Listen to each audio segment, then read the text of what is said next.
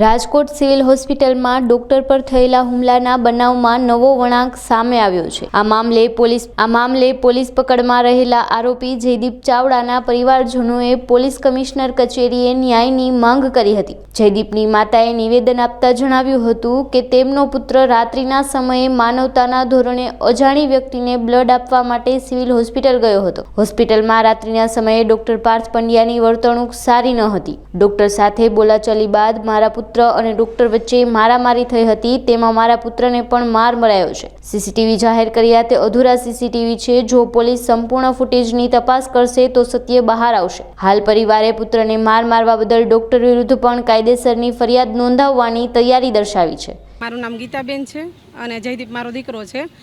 2 દિવસ પહેલાં પરમ દિવસની રાતે ઘરેથી એવું કહીને નીકળ્યો હતો કે એના કોઈ ફ્રેન્ડનો ફોન આવ્યો કે એક ભાઈને બ્લડની જરૂર છે, તો એના માટે થઈને બ્લડ દેવા માટે તમે સિવિલ હોસ્પિટલ પહોંચો। એટલે સિવિલ હોસ્પિટલ બીને થાપા કરીને કોઈ ભાઈ દાખલ હતા, એને બ્લડ દેવા માટે ગયો હતો। બ્લડ દેવા માટે ગયો તો એ વ્યક્તિને જયદીપ ઓળખતો નથી, જે ડૉક્ટર સાથે રકઝક થઈ છે એ ડૉક્ટરને બી નથી ઓળખતો। ત્યાં ગયા પછી એને એવું કીધું કે હું બ્લડ દેવા માટે આવ્યો છું। એટલે ત્યાંના જે સ્ટાફે એવું કીધું કે તમે પહેલાં લખાવીને લાવો કે તમારે બ્લડ આપવાનું છે। એટલે એ જે પાર્સર પાસે ગયો તો પાર્સરે એવું કીધું કે તમે પહેલાં મેં એક વખત લખીને આપ્યું છે, હવે હું ફરીને લખીને નહીં આપું એમ। તો એણે એવું કીધું કે એના સિવાય બીજા 2-3 ડિપાર્ટમેન્ટને મળ્યો કે મને લખીને આપો, કારણ કે ઓલું પેશન્ટ જે છે એ 5 દિવસથી દાખલ હતું, તો એને બ્લડની તાત્કાલિક જરૂર હતી એમ। તો એને કોઈએ લખીને ન આપ્યું। પછી પાછો જયદીપ છે ને પાર્સર પાસે ગયો કે સર મને બીજા કોઈ લખીને તમને હું રિક્વેસ્ટ કરું છું કે તમે ભગવાનના માટે ભગવાન થઈને બેઠા છો, તો એક માણસની જિંદગી માટે હું બ્લડ દે, મારે કોઈ જ હું તમને નથી ઓળખતો, હું પેશન્ટ નથી, હું એક સેવાની પ્રવૃત્તિ માટે સેવા માટે થઈને હું આવ્યો છું એમ। તો એને એવું કીધું કે તું અહીંથી વેતો થઈ જા, કે તારા જેવા તો રોજે કેટલા આવતા હોય ને કેટલા જતા હોય એમ। એટલે જયદીપે એને ઉશ્કેરાઈને એને ગાળાગાળી કરી। પછી બે સામે ગાળાગાળી થઈ હશે। એમાં જે પાર્સર છે એણે પણ કંઈક તીક્ષ્ણ વસ્તુથી એને મારેલો છે અને જેના એને બી મેડિકલ સારવાર મેળવેલી છે, એના રિપોર્ટ બી અમારી પાસે છે જ તેમ। તો અમારી એસોસિએશનને બી એવી રિક્વેસ્ટ છે કે ટૂંકમાં ડૉક્ટર છે એ ભગવાનનું સ્વરૂપ છે, તો કોઈને જીવિત રાખવા માટેની વસ્તુ છે। હવે એકેય પક્ષથી જો જયદીપ કોઈને ઓળખતો જ નથી તો એના માટે તો કોઈ નિસ્વાર્થ ભાવ હતો ને, કે એક વસ્તુ એવી તો નથી કે કોઈને કંઈ અગાઉનું કોઈ ખાર કે એના માટે આ થયું છે એમ। તો આના માટે એક એટલી રિક્વેસ્ટ છે કે આ રીતે કોઈ સેવાકીય પ્રવૃત્તિ માટે ભવિષ્યમાં કોઈ જશે તો એ બી બંધ થઈ જશે ને, ઘણા બધાની જિંદગી પણ જોખમમાં મૂકી શકાય છે। હા ડૉક્ટર, હા અત્યારે જ કરીએ છીએ।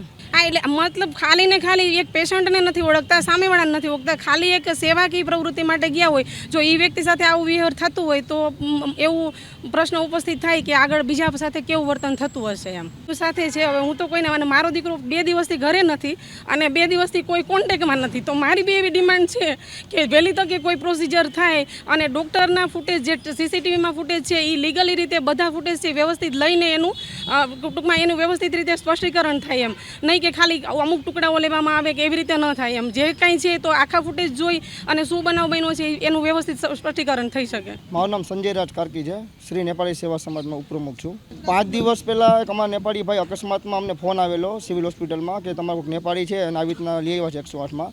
તો અમે અહીંયા સારવાર દરમિયાન અહીંયા ગયેલા અને એ ભાઈનું કોઈ સગાવાલી વર્ષ નહોતું, એટલે અમે ફેસબુકમાં ને એવી રીતના અમારા ગ્રુપમાં એ ભાઈનો ફોટો મોકલ્યો અને સગાવાને કોન્ટેક્ટ કર્યો। એ આવતા એ ભાઈની સારવાર ચાલુ કરવાની હોય એટલે મેં અમારા ગ્રુપમાં અને હોટલોમાં બધે કીધેલું કે ભાઈ બ્લડની ફૂલ જરૂર છે અને બ્લડ તમે અંબાવો એમ। અને રાતના 2 વાગ્યે ભાઈ જે જયદીપભાઈ છે એમને ઓળખતો નથી, એ પણ મને નહીં જ ઓળખતા હોય, પણ જ્યારે એ બનાવ બન્યો મને સવારે ખબર પડી કે આવી રીતના અંદર મારામારી થઈ છે। અને ડૉક્ટર સાહેબ જે છે બરાબર એમને ઓળખતો નથી, પણ જ્યારે હું પણ પહેલી વાર ગયો હતો એમનો જે વ્યવહાર હતો એ આવો બરાબર નહોતો, તોછડાઈપૂર્વક વ્યવહાર હતો, ડૉક્ટર જેવો કાંઈ વ્યવહાર હતો જ નહીં એમનો। જેમ ફાયમ બોલતા હતા, ઊભા રે, આમ રે, તુકારે, એવી રીતના એનો વ્યવહાર જરાય સારો નહોતો।